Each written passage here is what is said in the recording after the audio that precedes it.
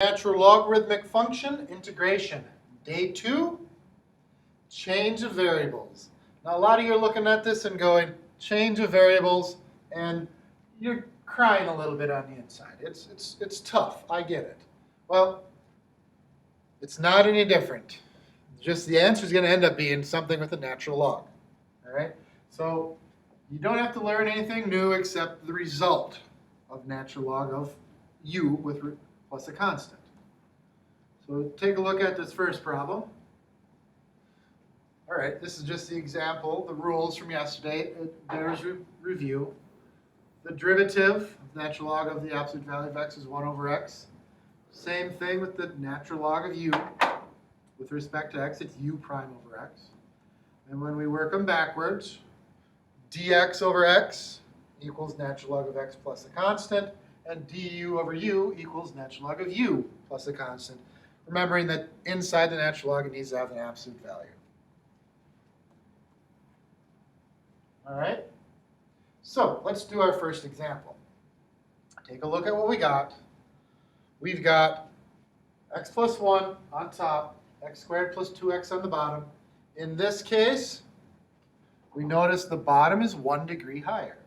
Try, doesn't mean it'll work, but try the bottom being u. If that's my u, my derivative with respect to u, or derivative of u, is 2x plus 2 times the derivative of x. All right, now we can see it's x plus 1. We need it to be 2x plus 2. That just means we double everything. So I'll double everything, multiply by 2, multiply by 1/2. If you multiply by 2, and if you multiply by half of 2 like we just did, you've multiplied by 1, and it doesn't change a thing. So we got 1/2 du over u, which is 1/2 the natural log of the absolute value of u plus a constant. And so put u back in, natural log of the absolute value of x squared plus 2x plus a constant. And we're good to go. All right? When it says find the derivative, you should always keep your answer in the same variable, or the antiderivative. You're taking the antiderivative with respect to x, as we are here. Your answer should be in terms of x. All right? Right here. Now, this one's interesting because the top and bottom have the same degree. All right? We haven't dealt with that yet, but there are some things we can do. When the top and bottom are of the same degree, you can divide. Actually do the long division. So let's take x squared plus x plus 1 and divide it by x squared plus 0x plus 1. Remember, when you do your long division, you got to have every term accounted for. We'll divide our lead term by our lead term. We got x squared divided by x squared is 1. We'll multiply 1 through x squared plus 0x plus 1, and we'll subtract. It's just like long division with numbers, except it's with variables. We're left with x.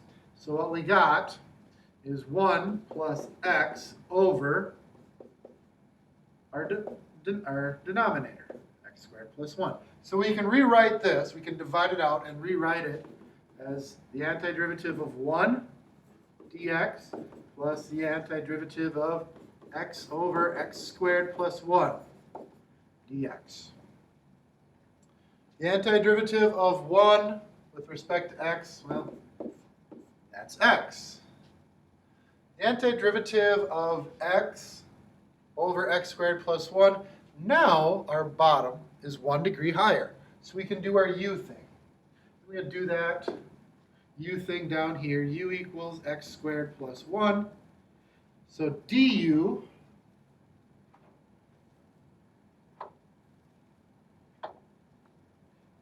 then equals 2x dx. I need it to be x. I have x. I need 2x. Multiply by 2. Multiply by 1/2. Half of 2 is 1. I didn't change a thing. All right? So that ends up being plus 1/2 antiderivative of du over u. Now normally we do a plus c here, but there's a plus c implied there, so we don't need to do it just yet. All right, so this is x plus 1/2 natural log of u. Now we do our plus c, and now we need to put our u back in terms of x.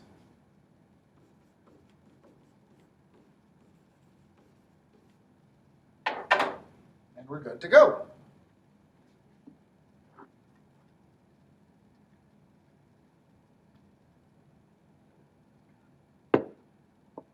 All right, look at this one.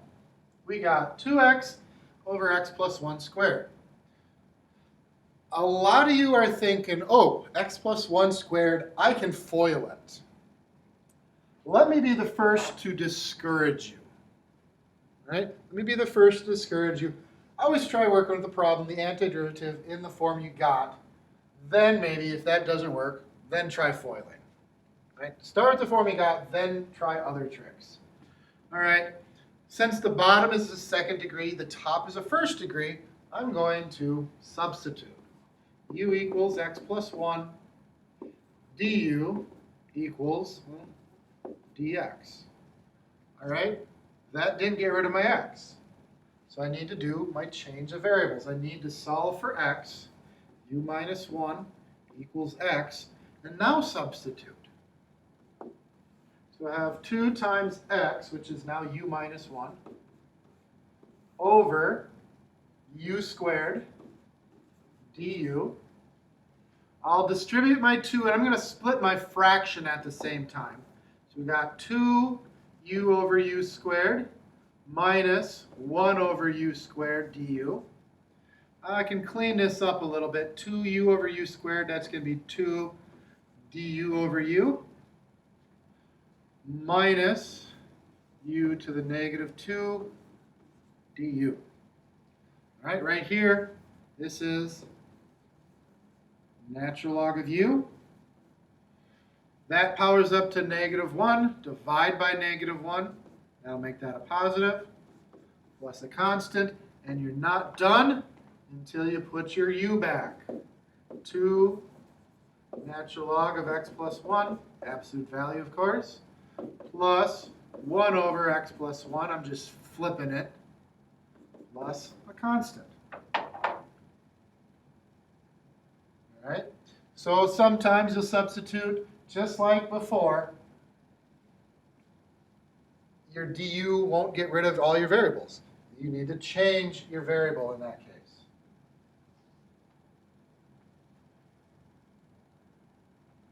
All right, moving on. Some guidelines. All right, read through these guidelines. Learn a basic list of integration formulas. All right, most textbooks have them inside the front cover or inside the back cover. Find a formula that looks like your integrand, part of it or all of it. If one doesn't work, try a different one. Try a different one. If you can't find a u, try alternating integrand. Maybe do long division. Maybe use a trig identity. Maybe look for FOILing. Do some algebra to it. Always try it straight up first. All right. And number 4, if you have access to software, use it. I don't recommend that for anything but checking or to just kind of give you guidelines. Try everything else first before grabbing the technology to do it for you. All right, a few more examples. Solve the differential equation. That means we have the derivative. We want to find what y is. Well, that's not too bad. We'll just take the antiderivative of both sides with respect to x. Okay, on here, the dx cancels. We got the antiderivative with respect to y equals dx over x ln of x. We got dx over x, but we also have ln of x there. That seems to be a little too much. So what we do, we try and substitute it out. What happens when we do u equals the natural log of x? Well, du equals 1 over x times dx. I'm going to write dx over x. And you can see that right here is my u, and right here is my du. So when all's said and done, it's just a fancy way of saying du over u. If you remember correctly, yesterday, or in the last video before this, I said that we would never do the antiderivative of u, and that's correct. If you do see the antiderivative, I'm sorry, we never do the antiderivative of the natural log. If you do see the antiderivative of the natural log, it's going to be something you substitute out. All right? So we substitute it out. The antiderivative of dy is y equals natural log of u plus a constant, and then remember to put in your u. The natural u is ln of x. We got the natural log of x plus a constant. All right? So how do you recognize the log integral? One key way, the degree of the bottom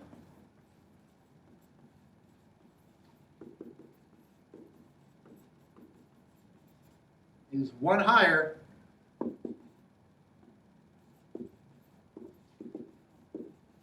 than the degree of the top.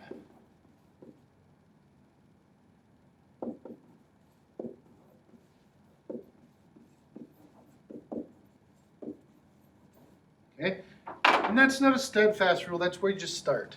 It may also be the case where you have a natural log in your antiderivative and you know, well, I don't know that, so I should substitute that out.